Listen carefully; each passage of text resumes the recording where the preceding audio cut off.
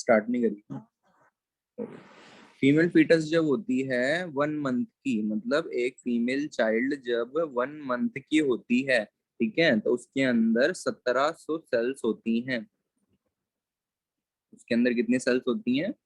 1700 sales होती हैं। और कौन सी 1700 सेल होती हैं? प्राइमरी फॉलिकल होती हैं 1700। प्राइमरी फॉलिकल होती हैं 1700। ठीक है भाई। नेक्स्ट, जब फीमेल की एज गर्भ में, फीटस में 2 मंथ हो जाती है, तो उसके पास सेल्स कितनी हो जाती हैं? Follicular cells. फॉलिकुलर सेल्स के नंबर बढ़ जाता है 2 मिलियन। ठीक है, तो यहाँ पर सेल्स का नंबर बढ़ जाता है 2 मिलियन, तो फॉलिकुलर सेल्स हो जाती है 2 मिलियन। ठीक है। जब फीमेल 8 मंथ की हो जाती है,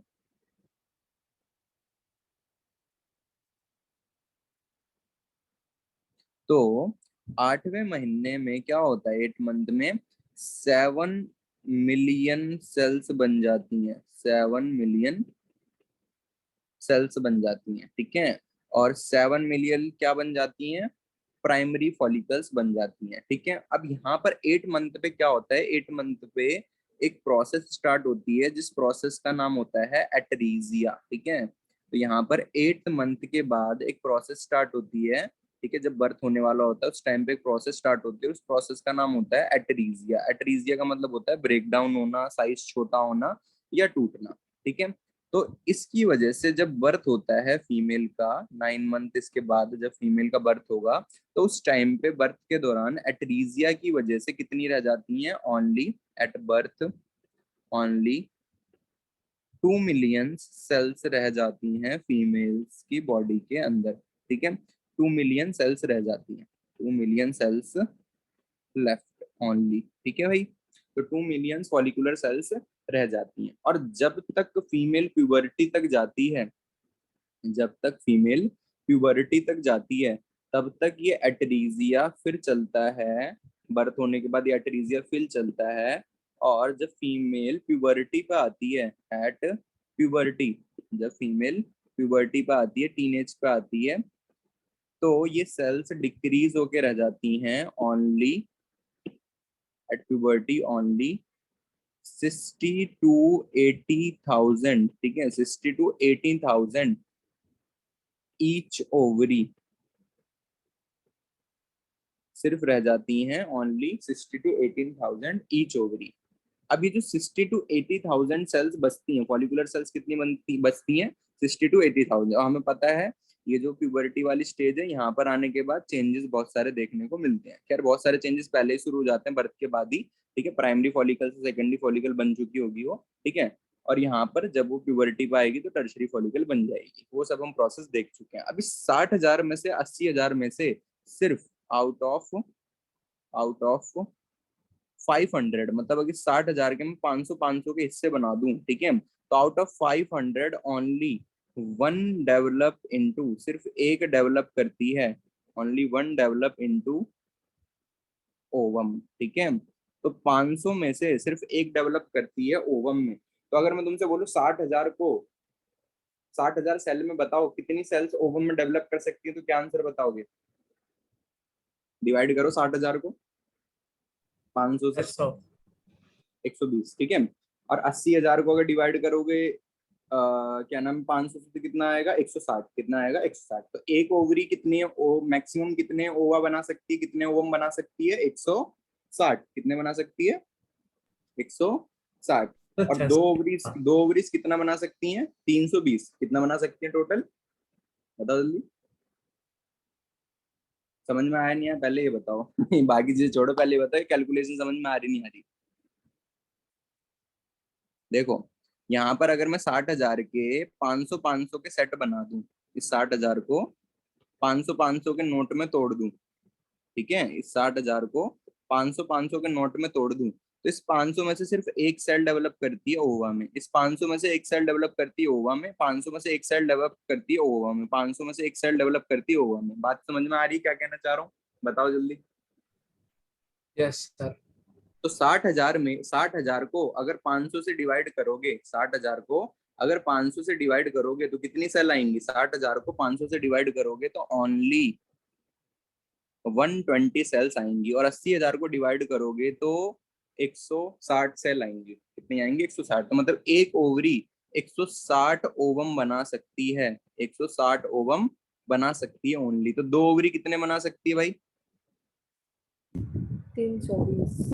320। सिंपल है, समझ में आया? देव बताओ जल्दी। एक फीमेल Yes, टोटल sir. कितने ओवम बना सकती है? एक फीमेल टोटल 320। अब ये बताओ फीमेल में सबसे पहली बार ओवम कब बनता है?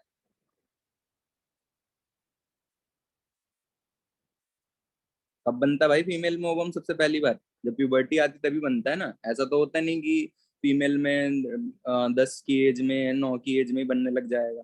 कब बनता है सबसे पहला ओवम फीमेल में?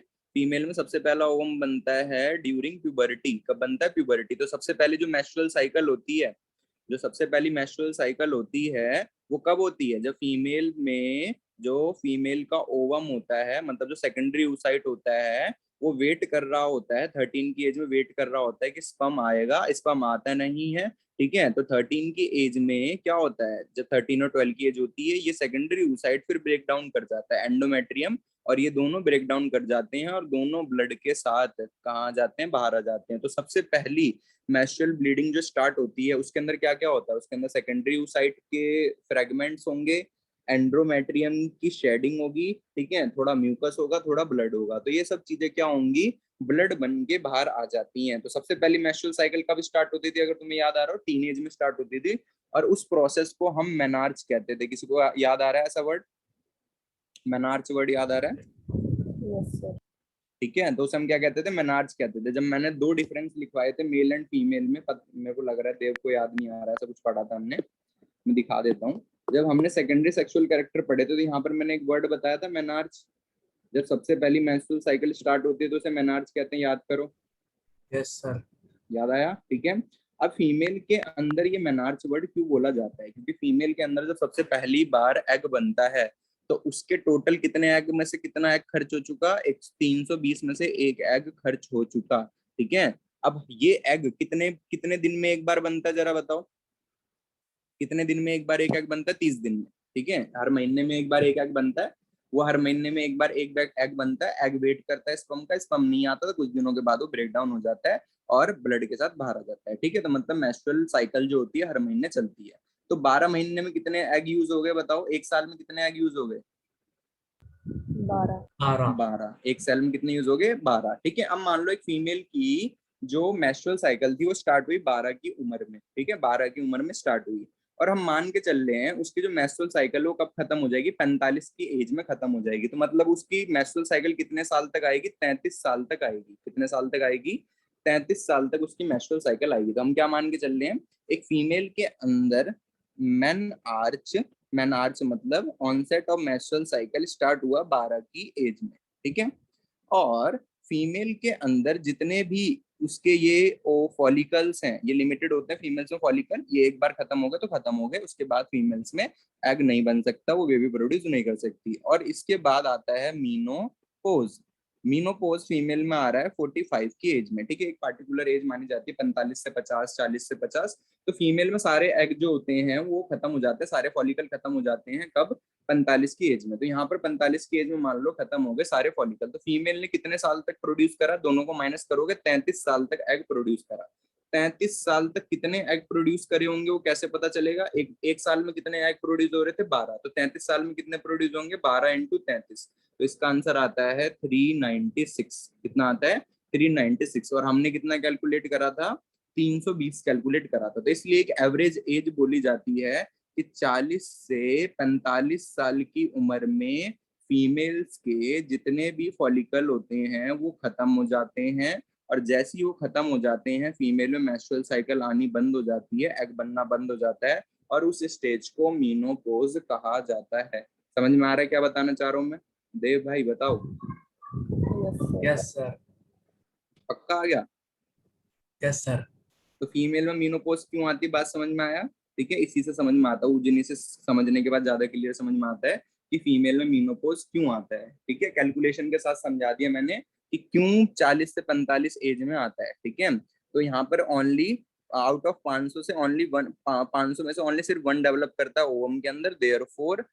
देयरफॉर यहाँ पर एक वर्ड लिखेंगे, therefore eight 40 to 45 age, therefore at 40 to 45 age menopause occur in female. ठीक है, तो फीमेल में जो कैपेसिटी होती है एग प्रोड्यूस करने की, 40 से 45 की एज में क्या हो जाती है, खत्म हो जाती है।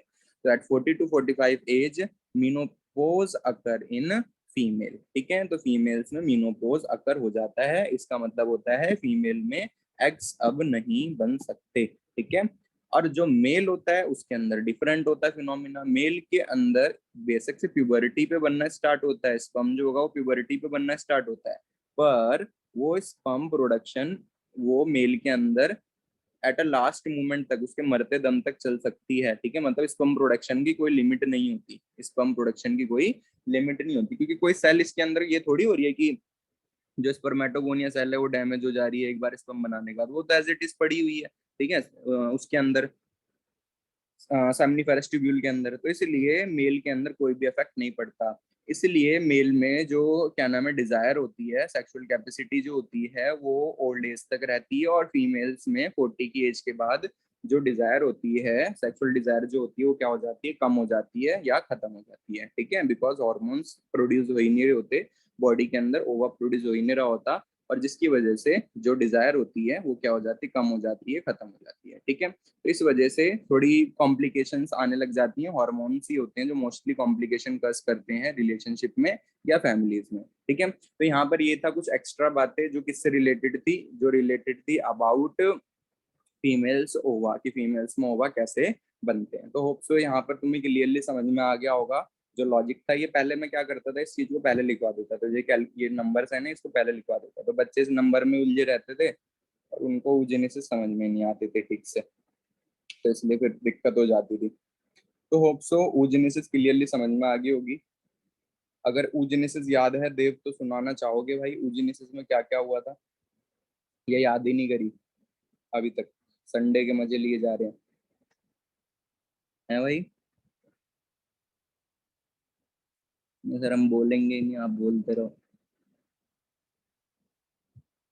सर उसमें जो जर्मिनियल एपिथेलियम होते हैं वो माइटोटिकली डिवाइड होके उगोनिया सेल बनाते हैं, और उगोनिया सेल मियोसिस 1 में जाते हैं और वो अरेस्ट हो जाते हैं प्रोफेज 1 के पास, और उसे प्राइमरी साइट कहा जाता है। और उसके अराउंड है ना एक ग्रेनुलोसा सेल होती है, वो लेयर बनवाती है, और उसके बाद वो आगे जाके फोलिकुलर फेज में वो बहुत सारी लेयर बनवाता है, और वो न्यू थिका डेवलप फॉर्म करता है, और उसे सेकेंडरी फोलिकल बोला जाता है उसके बाद। बढ़िया, आगे। और सर उसमें जो दो थीका बन जाते हैं, और जिसमें एक का नाम होता है थीका इंटरना और एक का नाम होता है थीका एक्सटर्ना। जब थीका इंटरना और जोना पेलिसिडा फ्यूज करते हैं तो वो कोरोना रेडिएटा बनाते हैं।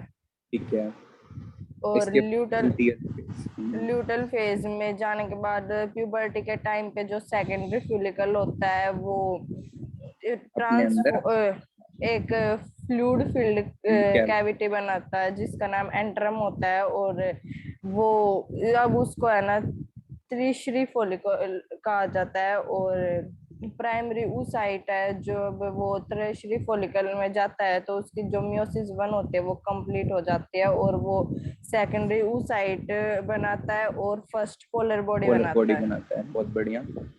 और सर फिर वो मैच्योर ग्राफियन मैच्योर हाँ मैच्योर ग्राफियन फॉलिकल के अंदर मैच्योर होके मैच्योर ग्राफियन फॉलिकल के अंदर जाता है, और जो मैच्योर ग्राफियन फॉलिकल है वो रप्चर कर जाता है और सेकेंडरी ऊसाइट रिलीज करता है, कर देता है। प्रोसेस जिस को क्या कहते प्रोसेस हैं, को ओव्यूलेशन कहते हैं। और ओव्यूलेशन। जो आउटर लेयर होती है उसकी मैच्योर ग्राफियन फॉलिकल की वो कॉर्पस ल्यूटम बन जाती है, और वो एक हार्मोन रिलीज करते हैं जिसका नाम प्रोजेस्टेरोन होता है। होता है, बहुत बढ़िया बहुत बढ़िया। इसके बाद फिर और सेकेंडरी साइड क्या करती है, सर वो मियोसिस 2 के अंदर जाती है और मियोसिस 2 के अंदर अरेस्ट हो जाती है और वो स्पर्म का वेट करती है। अगर स्पर्म नहीं आता तो वो ब्लड के थ्रू बाहर आ जाती है, और स्पर्म आता है तो वो एक ओवम में फॉर्म करती है और एक सेकंड पोलर बॉडी कंप्लीट बनाती है और बनाती है। मियोसिस 2 कंप्लीट हो जाती है। बढ़िया बढ़िया, ठीक, बहुत बढ़िया। ठीक है, तो काफी अच्छा लगा कि भाई जो बच्चा absent था उसने सुना दिया, और जो प्रेजेंट थे वो सुना नहीं थे, बोल ही नहीं थे कि सर याद करा नहीं करा। बहुत बढ़िया। ठीक है, तो यहाँ पर क्या प्रोसेस हुई थी? प्रोसेस ये हुई थी कि भाई जो उगोनिया सेल थी, उगोनिया सेल ने प्राइमरी ऊसाइट बनाई। प्राइमरी ऊसाइट की जब मियोसिस 1 कंप्लीट हुई तो इसने बनाई secondary oocyte and first polar body, छोटी सी बनेगी।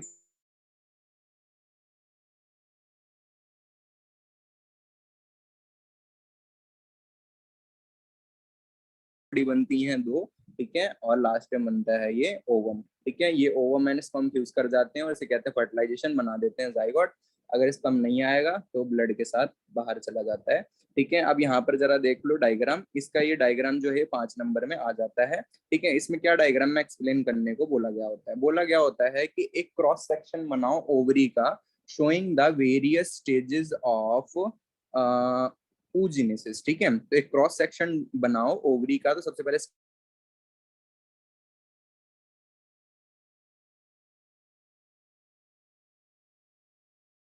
सेक्शन, तो यहाँ पर सबसे पहले इसका कैप्शन ऐड करना है, वो क्यों नहीं था? हाँ, ये रहा।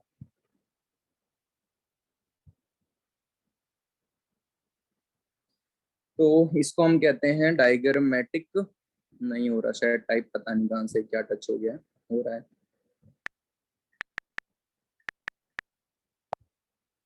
ठीक है, तो इसका नाम है diagrammatic section view of ovary. ठीक है, तो यहाँ पर diagrammatic section view of ovary है जो शो कर रही है, शोइंग oogenesis।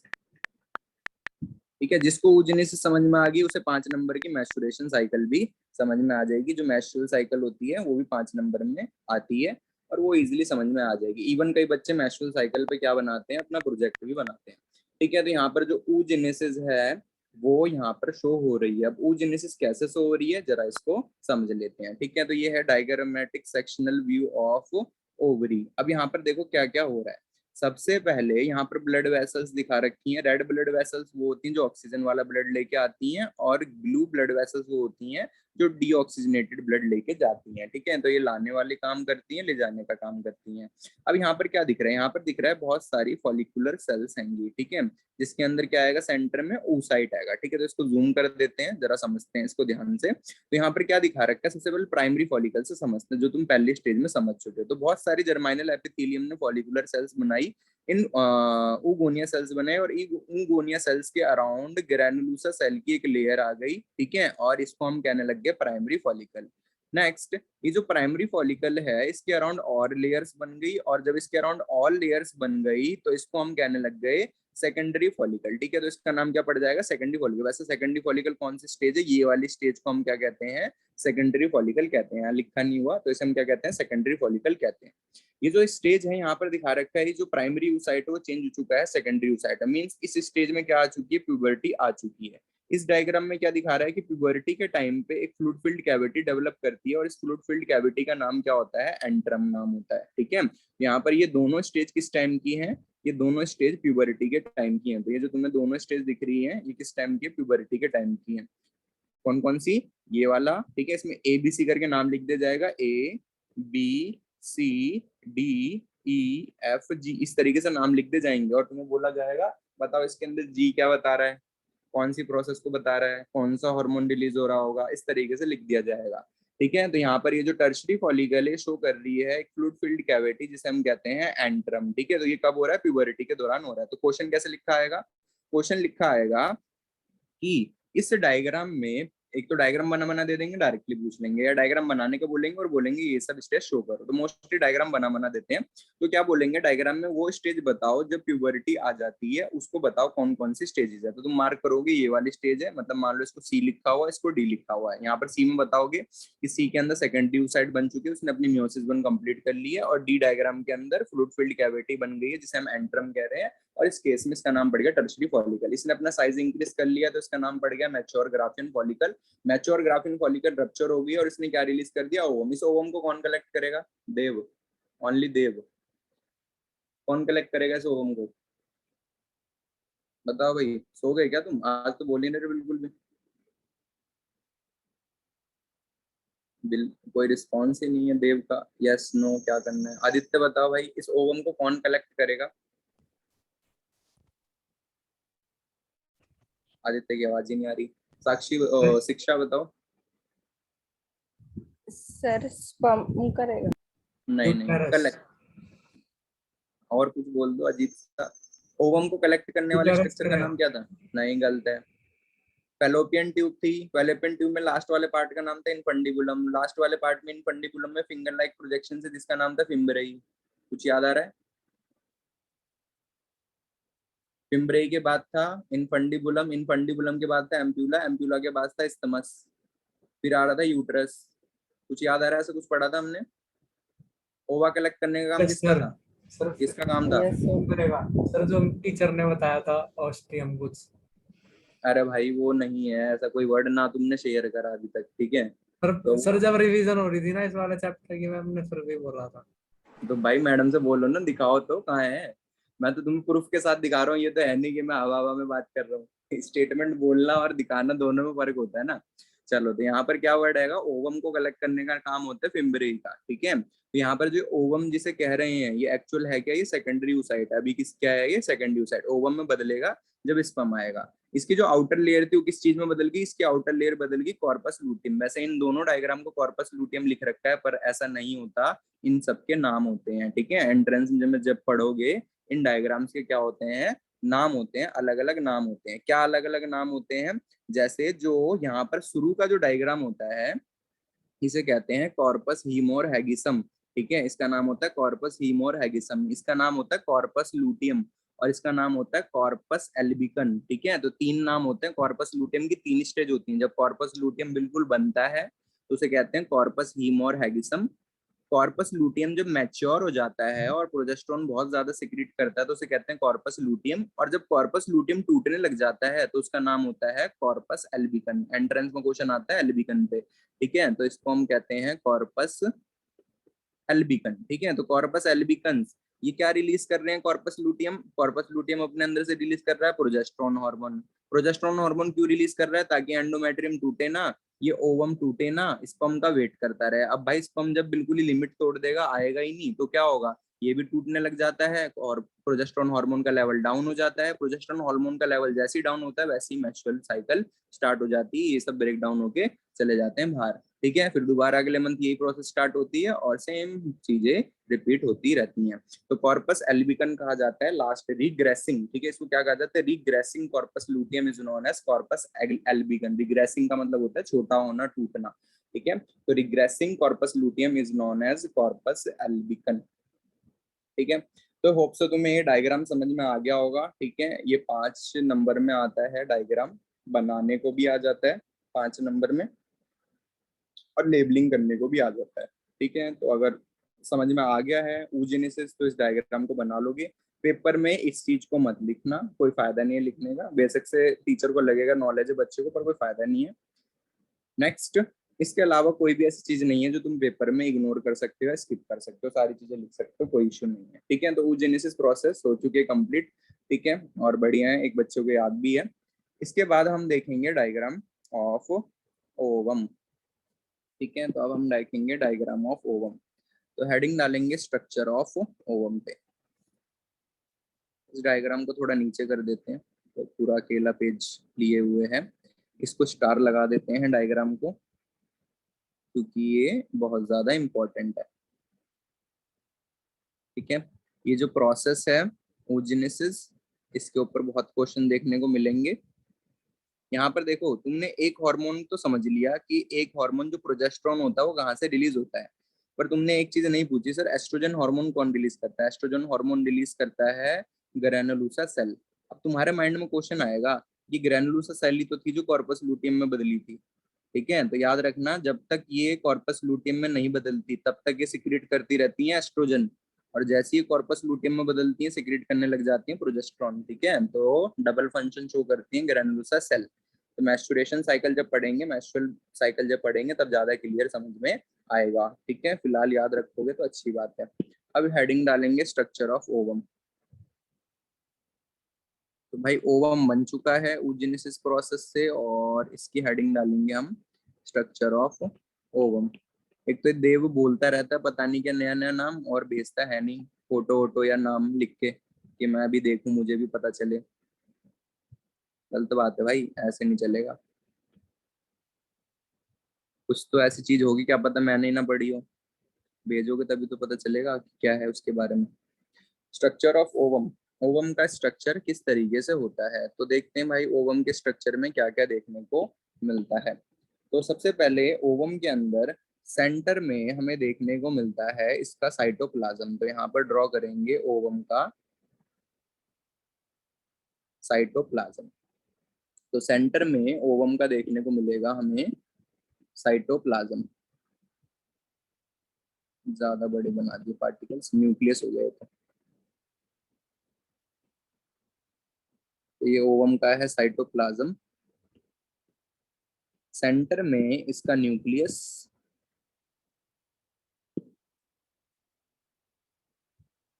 ठीक है। तो ये हो गया इसका nucleus.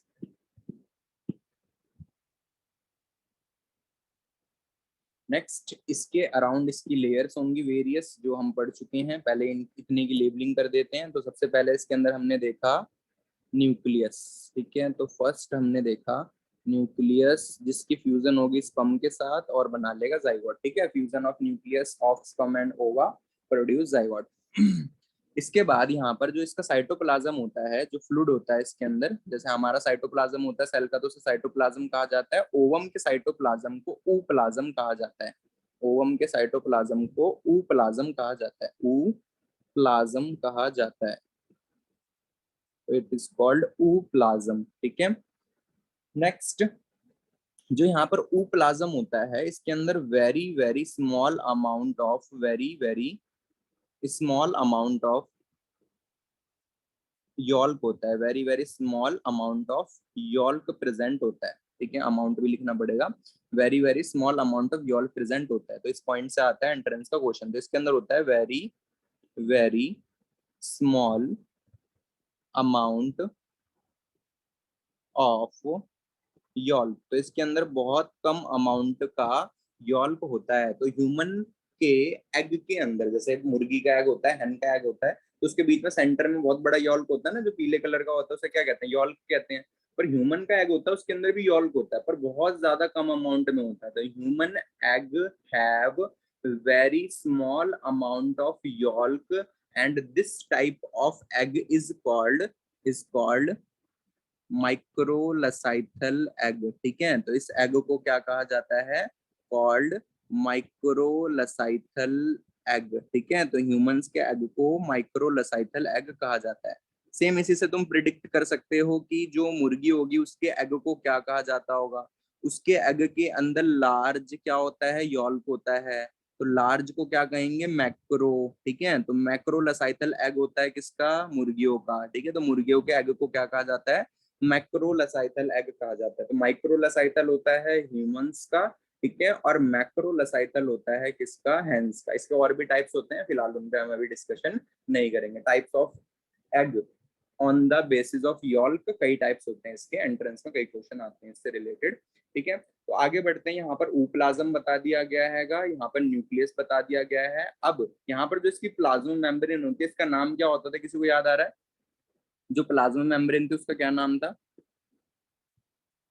What is the name of plasma membrane of oocyte। oocyte के प्लाज्मा मेम्ब्रेन का क्या नाम था, भूल गए। Vitelline membrane. बहुत बढ़िया, क्या नाम था, विटेलाइन मेम्ब्रेन। विटेलाइन मेम्ब्रेन, तो ये मैंने उसी टाइम बोली थी बात। इस मेम्ब्रेन को भाई ये मत समझ लेना कि ये ग्रेनुलोसा सेल ने बनाई है, ठीक है। जो विटेलाइन मेम्ब्रेन होती है ये प्राइमरी मेम्ब्रेन कहलाती है, ठीक है। प्राइमरी मेम्ब्रेन वो मेम्ब्रेन कहलाती है जो मेम्ब्रेन सिक्रीट करती है सेल, ठीक है। तो ये किसके द्वारा बनाई गई है, इस oocyte के द्वारा बनाई हुई लेयर है। तो it is secreted by cell, this is called primary layer. Various layers के बारे में क्वेश्चन आता है। सेकंड, इसके अराउंड लेयर होती है जोना पैलेसुडा की, ठीक है। तो इसके अराउंड लेयर होती है जोना पैलेसुडा की, तो यहाँ पर लेयर बनेगी जोना पैलेसुडा की।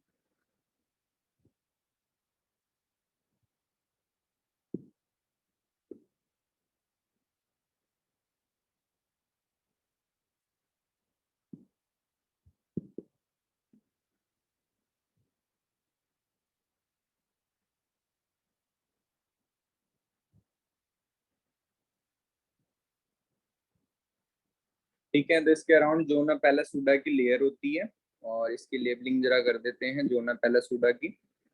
जोना पैलेसुडा कौन बनवाती है? जोना पैलेसुडा बनाती है ग्रैनुलोसा सेल। तो यहाँ पर ये आ गई जोना पैलेसुडा। जोना, इसको पैलेसुडा बार बार मैं कहता हूँ, पर इसका नाम पैलीसीडा होता है इसका नाम, ठीक है। पेलुसीडा, पेलुसीडा नाम होता है इसका। मेरा बार बार मैं इसे पेलुसीडा पेलुसीडा बोलता हूँ। तो जोना पेलुसीडा नाम होता है इसका, और ये सेकेंडरी लेयर कहलाती है। सेकेंडरी इस वजह से कहलाती है लेयर क्योंकि ये oocyte की लेयर नहीं होती, ये ग्रैनुलोसा सेल इसके अराउंड बनवाती है, ठीक है। इसके अराउंड थोड़ी बहुत लेयर प्रेजेंट होती है कोरोना रेडिएटा की, ठीक है। तो याद रखना, ओवुलेशन के बाद भी इसके ऊपर थोड़ी बहुत लेयर कोरोना रेडिएटा की प्रेजेंट होती है। तो इसके ऊपर थोड़ी बहुत लेयर प्रेजेंट होती है कोरोना रेडिएटा की। जोना पैलेसुडा तो रहती है, कोरोना रेडिएटा गायब हो जाएगी कुछ टाइम के बाद, वो कब होएगी वो पता चल जाएगा। तो फिलहाल यहाँ पर कोरोना रेडिएटा थोड़ी बहुत प्रेजेंट होगी,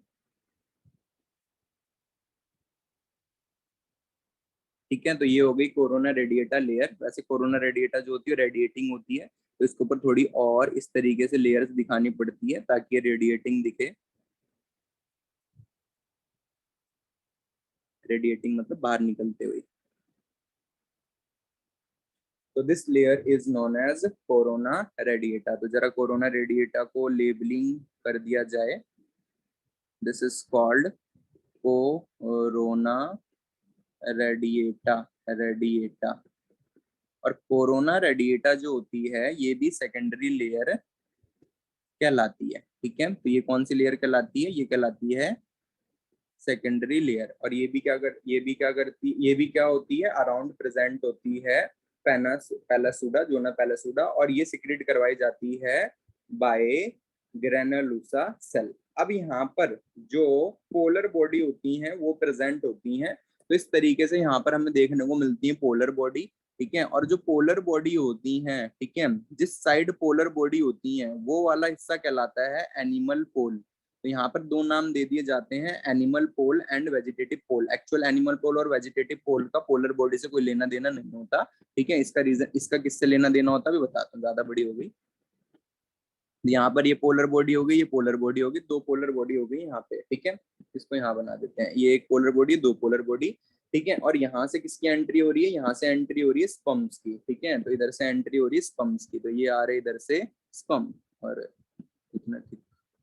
तो इधर से आ रहे हैं ये स्पम्स, और स्पम्स इधर से एंटर कर रहे हैं। स्पम क्या कर रहे हैं? इसकी लेयर्स को ब्रेक करेंगे, बिकॉज इसकी टिप के अंदर, एक्रोसोम के अंदर वेरियस एंजाइम होते हैं जो क्या करते हैं? ब्रेक डाउन कर देते हैं लेयर ऑफ ओवम की, ठीक है। ओवम की लेयर्स को ब्रेक डाउन कर देते हैं। तो यहाँ पर ये क्या आएंगे? ये आ रहे हैं स्पम्स, और ये जो स्पम्स हैं इसकी लेयर को ब्रेक कर देंगे। स्पम जिस जगह से एंटर करते हैं, स्पम जिस जगह से एंटर करते हैं वो वाला एरिया, मतलब ये वाला जोन कहलाने लग जाता है एनिमल पोल। तो जिस जगह से स्पर्म एंटर करते हैं वो वाला जोन जो होता है वो कहलाने लग जाता है एनिमल पोल। तो इस वाले जोन को हम एनिमल पोल कहते हैं जहां से स्पर्म की एंट्री होती है। तो this is called animal pole, this is called animal pole. तो एनिमल पोल कौन सा पोल होता है? जहां से स्पर्म की एंट्री होती है।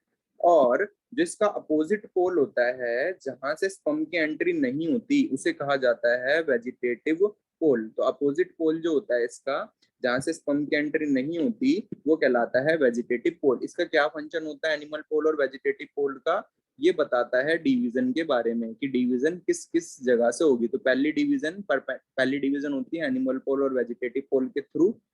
सेकंड डिवीजन होती है perpendicular to the animal pole and vegetative पोल।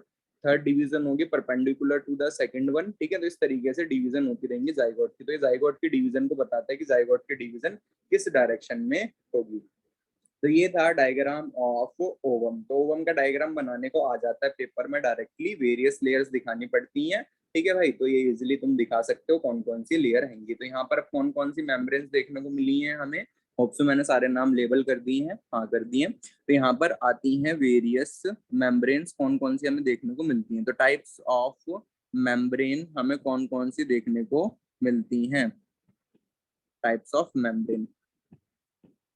तो यहाँ पर हमें वेरियस मेम्ब्रेन्स देखने को मिलती हैं अराउंड ओवम। और ये मेम्ब्रेन्स कौन कौन सी होती हैं। नंबर 1 प्राइमरी मेम्ब्रेन जो ओवम के अराउंड होती है,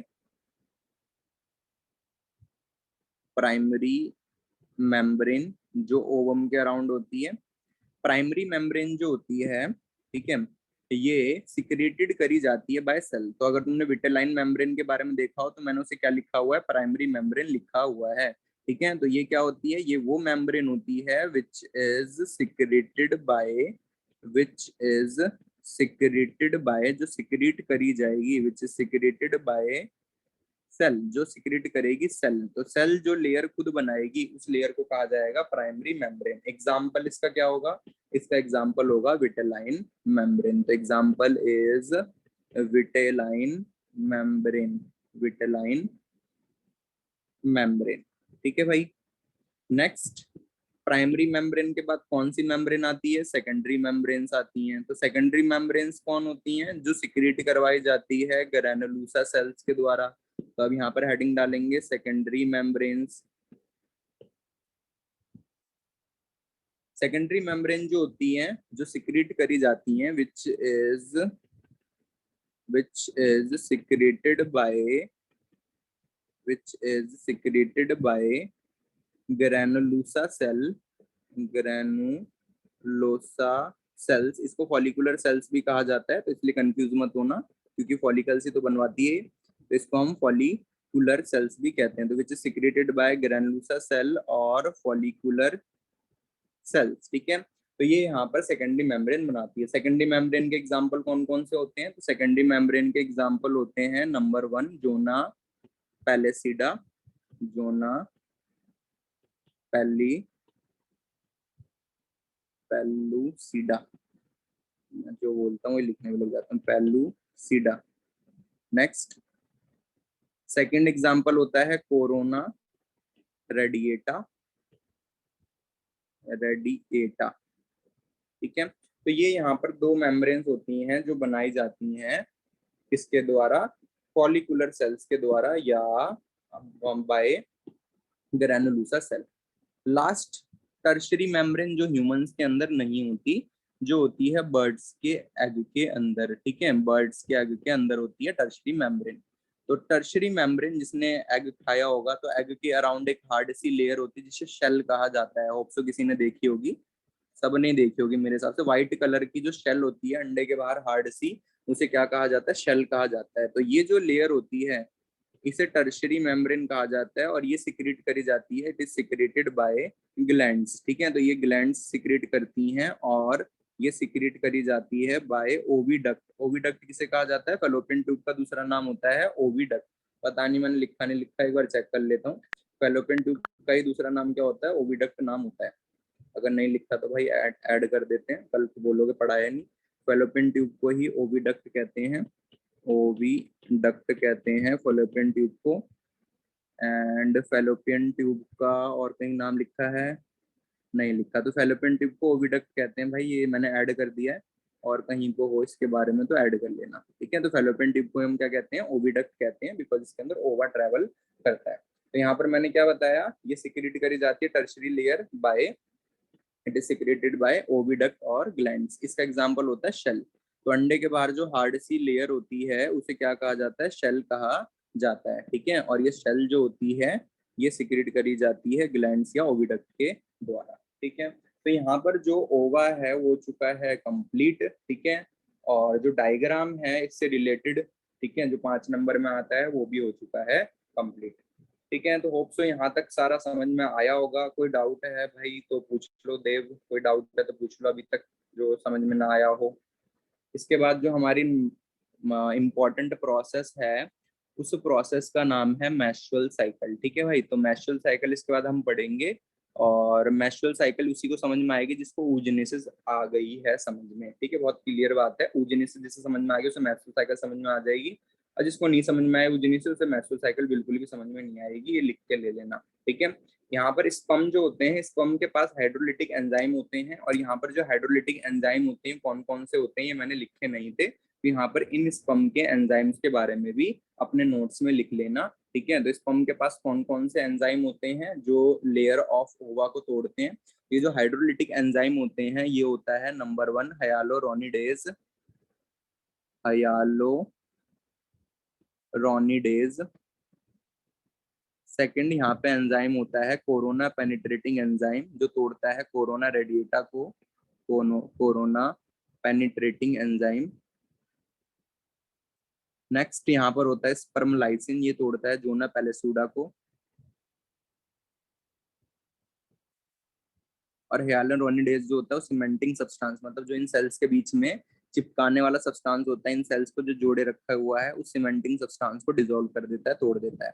तो ये यहाँ पर क्या होते हैं, वेरियस हाइड्रोलिटिक एंजाइम प्रेजेंट होते हैं, hyaluronidase, corona penetrating enzyme and sperm lysin. ठीक है, तो ये एंजाइम्स प्रेजेंट होते हैं इन द एक्रोसोम।